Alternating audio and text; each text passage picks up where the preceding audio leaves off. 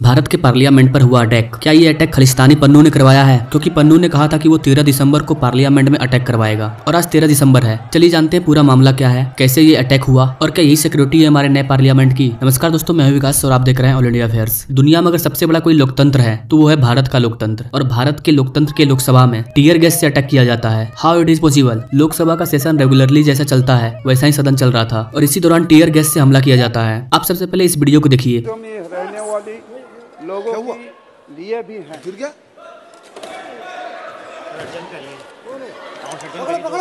सभा की कार्यवाही 2 बजे तक स्थगित की जाती है।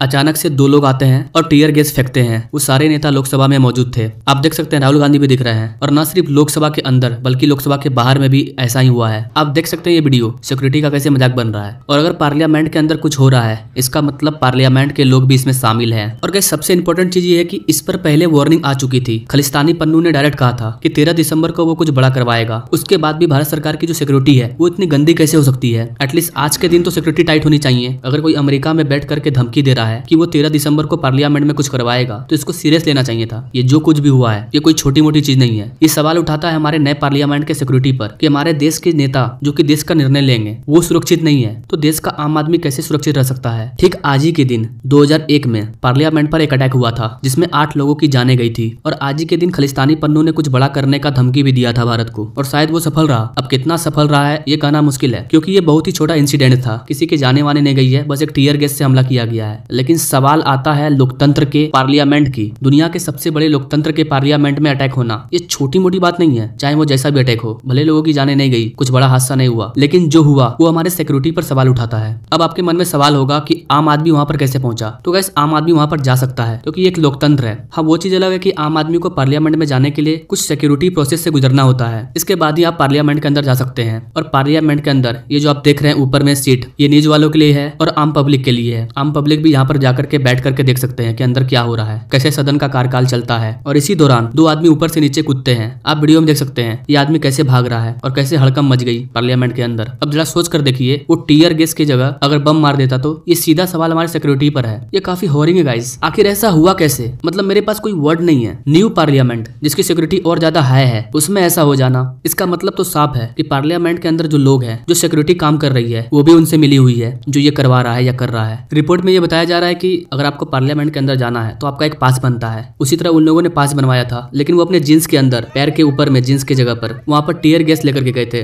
जो स्कैन भी हुआ होगा तो पता नहीं चला होगा। और अंदर जाकर के वो विजिटर गैलरी में बैठ गया और फिर इस चीज को अंजाम दिया। अब गाइस मेरा आपसे सवाल है कि ये हो क्या रहा है? आपको समझ में आ रहा है आखिर ये हो कैसे गया? हमारी सिक्योरिटी इतनी गंदी कैसे हो सकती है? देश के बड़े बड़े नेता जो देश को चलाने का निर्णय लेते हैं वो सिक्योर नहीं है तो देश में रहने वाला एक आम आदमी खुद को सिक्योरिटी फील कैसे करेगा? जब देश के बड़े लीडर जो देश का भविष्य लिख रहे हैं वहां पर बैठ करके, उस मंदिर में जहाँ पर पूरे देश का भविष्य लिखा जाता है, वहाँ की सिक्योरिटी इतनी गंदी है। खैर अभी ये पूरी तरह से पता नहीं चला है कि किसने इसको करवाया है या इसके पीछे किसका हाथ है, वो लोग कौन थे। अगर इससे रिलेटेड कोई खुलासा होता है कि इसके पीछे कौन था, क्या इसमें पन्नू का ही हाथ था, और अगर ये हुआ तो आज ही के दिन क्यों हुआ? क्योंकि आप ये आर्टिकल देख सकते हैं, खालिस्तानी पन्नू ने आज का ही डेट दिया था 13 दिसंबर या उससे पहले, और आज 13 दिसंबर है। तो अगर इससे रिलेटेड कोई बिग अपडेट आता है तो मैं सबसे पहले ऑल इंडिया अफेयर पर लाऊंगा। Now thank you for watching. मिलते हैं अगली वीडियो में नई जानकारी के साथ, तब तक के लिए जय हिंद।